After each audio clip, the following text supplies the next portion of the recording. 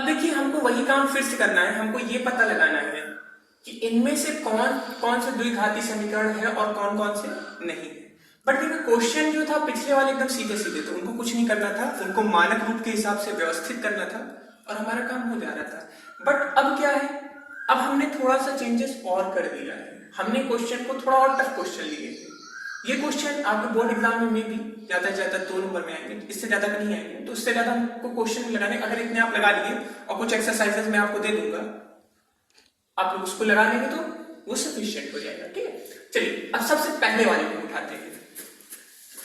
चलिए पहला वाला उठाएं।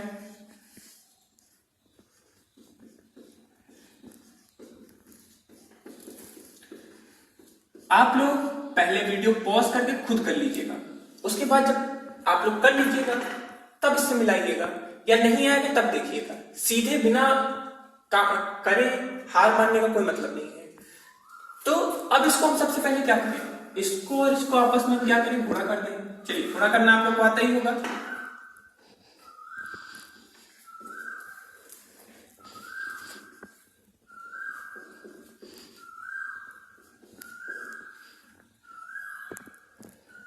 इसको और सॉल्व करके लिख देते हैं।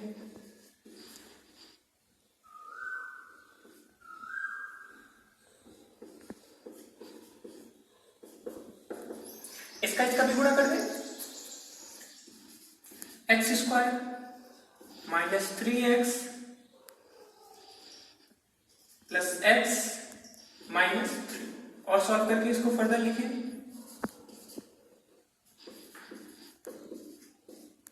ठीक है, अब हम लोग ब्रैकेट जो है, ब्रैकेट को ओपन कर देते हैं। ब्रैकेट यहीं से ओपन कर सकते हैं। चलिए यहीं से हम ब्रैकेट हटा देते हैं। ब्रैकेट को हम लोग ने हटा दिया।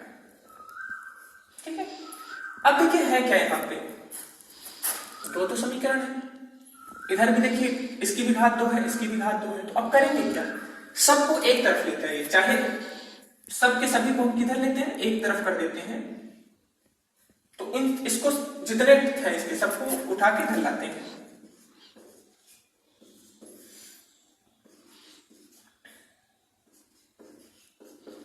आपको ध्यान होगा एक्स स्क्वायर क्या का चिन्ह है, प्लस, इक्वल की इधर आएगा तो हो जाएगा माइनस। यहां पे माइनस 2x है, इधर आके क्या हो जाएगा प्लस 2x। इधर माइनस 3, इधर आके क्या हो जाएगा प्लस 3। सॉल्व करते हैं। एक्स स्क्वायर से माइनस एक्स स्क्वायर कैंसिल हो गया।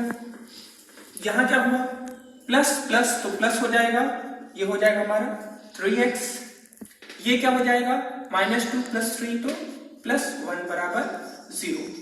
अब आप देखिए पहले हमको यहां पे तक अगर हम यहीं पे बस देखे होते या यहां पे देखे होते तो देखने में प्रॉपरली लग रहा था कि ये हमारा एक द्विघाती समीकरण है। बट जब हमने सॉल्व किया तो जो आंसर है वो क्या है, उसके एकदम विपरीत है। क्या ये आप कहीं से भी आपको द्विघाती समीकरण लग रहा है? इसका जो सबसे अधिकतम पद है या जो चर राशि का अधिकतम घात है वो 1 है, और 1 होने के कारण ये द्विघाती समीकरण नहीं होगा। तो नीचे आप प्रॉपरली लिखेंगे यह समीकरण द्विघाती समीकरण या यह बहुपद द्विघाती समीकरण नहीं है। इसको नोट कर लीजिए, हो गया ना। चलिए अब हम अपना दूसरा क्वेश्चन लगाते हैं।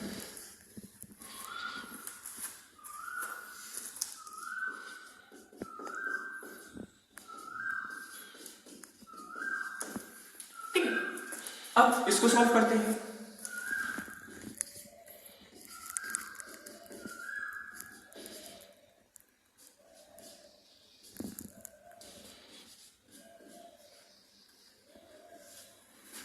आगे इस तरह कुछ, फिर से इसको उठा के इधर लाते हैं। एक्स स्क्वायर प्लस एक्स, ये इधर आकर हो जाएगा माइनस 2x। ये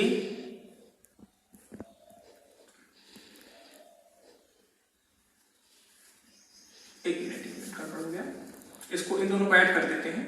इसको 2x कर देते हैं प्लस 1 2x माइनस 6। अब फिर अब करते हैं x square plus 2x plus 1, ये इधर आया तो माइनस 2x, अब ये माइनस 3 हो गया प्लस बराबर 0। इससे ये क्या हो गया, कैंसिल हो गया, एक ही तरह के मार्जिन हो गए। क्या बचा, जो बचा उसको लिखते हैं एक्स स्क्वायर 1 + 6, तो ये हो जाएगा 7। अब देखिए यहां पे जो चर राशि है उसकी अधिकतम घात क्या है, 2 है, और 2 है अधिकतम घात, तो इसलिए ये क्या होगा, इसलिए ये हमारा द्विघाती समीकरण होगा। तो चलिए नेक्स्ट क्वेश्चन करते हैं।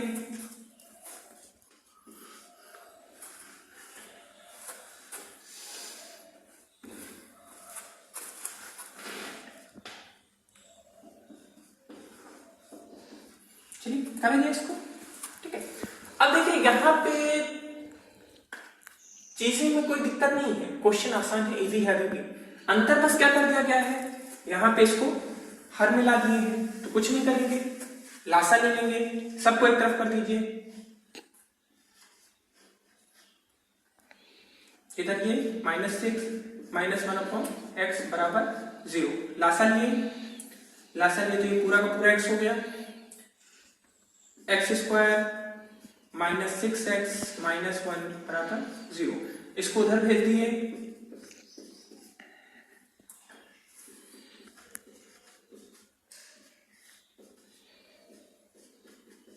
अब देखिए इसका अधिकतम घात कितना है, 2 है, या सबसे बड़ा घात 2 है, इसलिए द्विघाती समीकरण होगा। क्लियर है बात। चलिए गुड मॉर्निंग क्लास 10 अगेन। दिन बहुत बेकार कट रहे हैं, कुछ काम धंधा तो है नहीं, तो मैंने सोचा एक और आप लोग को बोर करने के लिए लेक्चर बनाऊं। पढ़ने की कोई जरूरत नहीं है, पढ़ने को मन हो पढ़ लीजिए, नहीं पढ़ने को मन हो तब भी पढ़ लीजिए, क्योंकि बोर्ड एग्जाम हम लोग को इसी साल देना है और अच्छे नंबर्स लाके पास भी होंगे। सो शुरू करते हैं। आज के मैथ्स लेक्चर में, या जो आज हम लोग का लेक्चर नंबर 2 है, आज हम इस लेक्चर में ये चीज की बात करेंगे कि किसी भी द्विघाती समीकरण का हल या मूल क्या होता है, उससे क्या तात्पर्य होता है, और कोई द्विघाती समीकरण अगर जैसे हमको दे दिया जाए, या हमको दे दिया जाए और हमसे पूछा जाए इसका हल ये होगा कि नहीं होगा, तो उसको जांच करने की विधि हम इन टॉपिक्स पे आज प्रॉपर्ली बात करेंगे, ठीक है। सो सबसे पहली बात यहां पे ये है कि हम द्विघाती समीकरण का मूल क्या होता है इसके बारे में समझते हैं। द्विघाती समीकरण का जो मूल होता है वो जो भी बहुपद दिया जाए, अब जो भी बहुपद है जाहिर सी बात है वो द्विघाती समीकरण है। उस द्विघाती समीकरण में जब उस मूल को रखें तो वह उसको संतुष्ट करे। अगर वह उसको संतुष्ट कर रहा है उस द्विघाती समीकरण को, तो वह उसका हल या मूल है। अगर उसको संतुष्ट नहीं करेगा तो उसका हल या मूल नहीं है, ठीक है। एक बात ध्यान रखिएगा कि कोई भी द्विघाती समीकरण उसमें अधिकतम या ज्यादा से ज्यादा केवल 2 मूल आएंगे। 2 वास्तविक मूल आ सकते हैं, अवास्तविक भी आ सकते हैं, दोनों आ सकते हैं। अभी इस पे हम ज्यादा फोकस नहीं करेंगे, बट ये ध्यान दीजिए कि जो समीकरण होगा उसके अधिकतम केवल 2 मूल आ सकते हैं। हो सकता है 0 भी आ सकता है, बट इसके अलावा कोई भी कभी भी एक मूल या एक हल नहीं आएगा। थोड़ा इसको हम एक बार और थोड़ा सा ब्रीफ समझते हैं, क्वेश्चन बाद में करेंगे, पहले हम समीकरण समझते हैं। मान लीजिए ये हमारा कोई मानक समीकरण है और हमसे पूछा गया कि x का मान हमने रख दिया 1, या कुछ भी रख सकते हैं। हम इसको कैसे करेंगे, f(x) बराबर ax² plus bx plus c। जैसे ही हम 1 का मान रखेंगे इस समीकरण में चेंज हो जाएगा।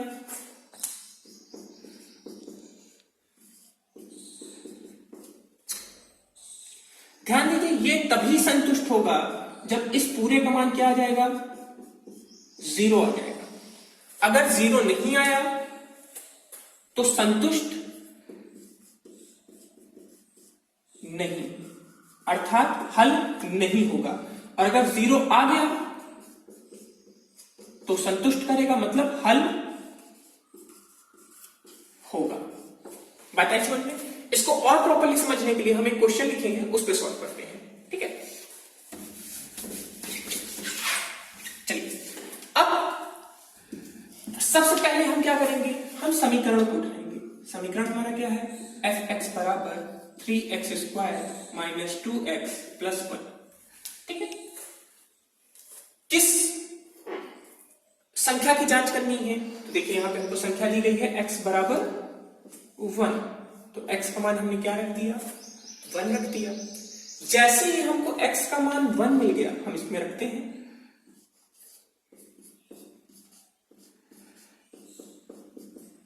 इसको और सॉल्व करते हैं तो ये 3 रहेगा, ये 2 होगा और ये 1। और सॉल्व करें तो ये हो जाएगा 4, 4 माइनस 2 कितना हो जाएगा 2। तो ये जो मान है क्या ये 0 के बराबर है? ये 0 के बराबर नहीं है, अर्थात जो हमारा हल होगा उसने इस द्विघाती समीकरण को संतुष्ट किया? संतुष्ट नहीं किया। और संतुष्ट नहीं किया इसलिए x बराबर 1 हल नहीं होगा। बात आई समझ? हम x का मान बदल के लेते हैं। अभी यहां पे x का मान, यहां पे क्या था? x का मान हमने बदल लिया था। इसी के बगल में हम एक काम करते हैं, x का मान लेते हैं -1। फिर से वही चीज, सबसे पहले हम समीकरण लिखेंगे,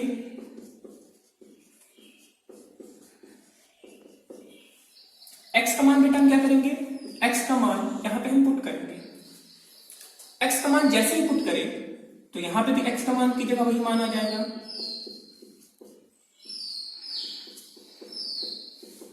सॉल्व करें, -1 1 हो जाएगा, तो 3 1 3 कोई मतलब नहीं है। माइनस माइनस मिलके हो गया प्लस, प्लस हो गया जैसे ही, तो ये क्या हो जाएगा बताइए? प्लस होने के बाद ये हो जाएगा 2 और ये क्या हो जाएगा 1, तो ये भी क्या आ गया 3 + 2 + 1 6। तो f इसका मान आ गया 6। क्या ये 0 के बराबर है? ये भी 0 के बराबर नहीं है। तो हल होगा कि नहीं होगा? हल होगा कि नहीं होगा? ये भी हल, x बराबर -1 भी हल नहीं होगा। क्लियर बात? हम थोड़ा आगे बढ़ते हैं। हमने एक और क्वेश्चन दिया है, एक ये द्विघाती समीकरण है और हमारे पास दो चीजें आई हैं। एक बार हमको x का मान दिया गया है -1 और पूछा जा रहा है हल होगा कि नहीं होगा।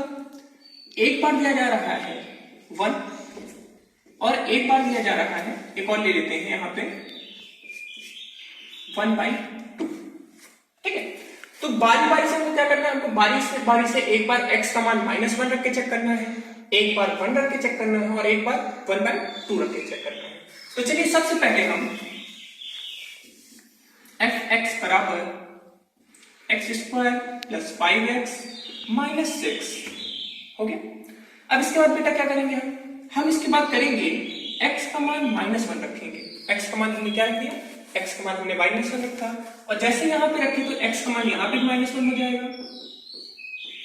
चलिए, -1 का होल स्क्वायर + 5 -1 - 6। ठीक है, अब इसके बाद बेटा क्या होगा? -1 हो जाएगा 1, -5 -6। अब देखिए माइनस माइनस वाले क्या हो जाएंगे? जुड़ जाएंगे, जुड़ हो जाएंगे 11 और ये हो जाएगा 1। कितना हो गया ये? -10। अब आप खुद बताइए, क्या ये 0 के बराबर है? नहीं है, अर्थात हल x बराबर -1 हल नहीं होगा। क्लियर है?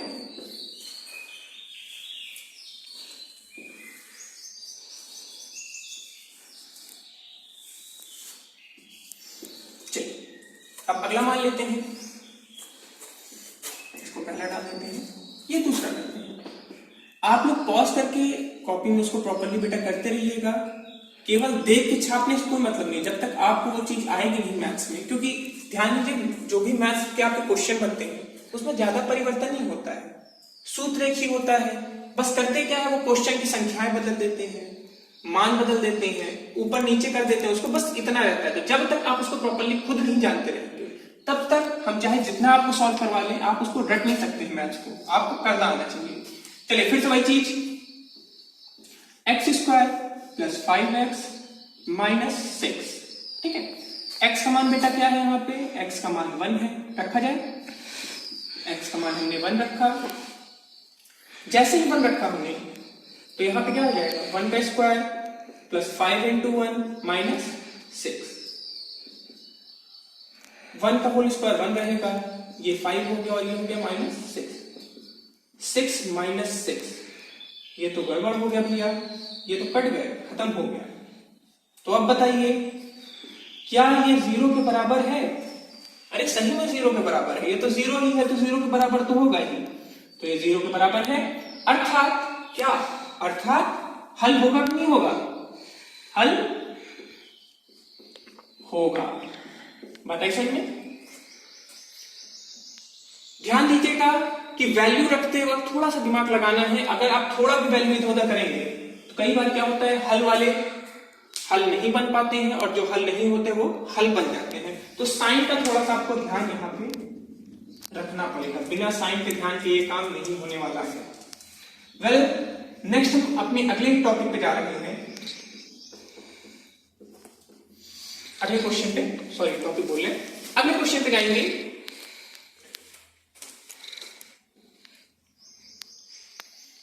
अब देखिए अगला x का वैल्यू क्या है 1/2। 1/2 है हमारा वैल्यू, करा जाए? करें? चलिए क्या होगा इसमें भैया, फिर से यहां पे x की जगह हम क्या मान रखते हैं 1/2, यहां पे भी 1/2 का होल स्क्वायर, यहां पे 5 इंटू 1/2 माइनस 6। ठीक है, सॉल्व करेंगे तो 1 का होल स्क्वायर बन ही जाएगा, 2 2 जा 4, ये क्या हो जाएगा 5/2 और ये हो जाएगा 6। अब देखिए ध्यान दीजिए, अगर केवल अंश में मान होता है तो हम बिना कुछ सोचे समझे तुरंत जोड़ देते हैं, घटा देते हैं, जो होता है कर देते हैं। बट यहाँ पे क्या है, यहाँ पे हर एक के हर की बात करें तो हर में किसी में 4 है, किसी में 2 है, किसी में 1 है। तो आपको बताया गया होगा कि लासा लेना पड़ता है जब भी कोई चीज को बराबर करना है। तो हम यहाँ पे लासा लेंगे, लासा लेना आता ही होगा, नहीं होता होगा तो पूछ लीजिएगा। इन सभी का लासा जो आएगा वो 4 आएगा, 4 का भाग 4 से दिए तो 1 आया, 1 का गुणा 1 से करें तो 1 आया, चिन्ह जो है चिन्ह को लगा दीजिए। 2 का भाग 4 से दिए तो 2 आया, 2 5 10, यहां पे कुछ नहीं तो 1 का भाग 4 से तो 4 4 6 24। ठीक है, ये कितना हो गया 11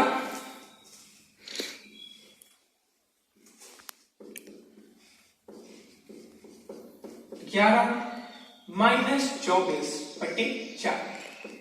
11 में से 24 घटा दिए तो कितना आ जाएगा माइनस 13/4।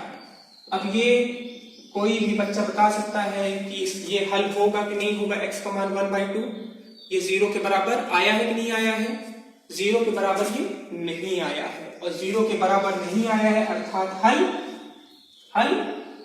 नहीं होगा। आता है समझ में? प्रॉपर्ली इसको नोट कर लीजिए, करके देखिए।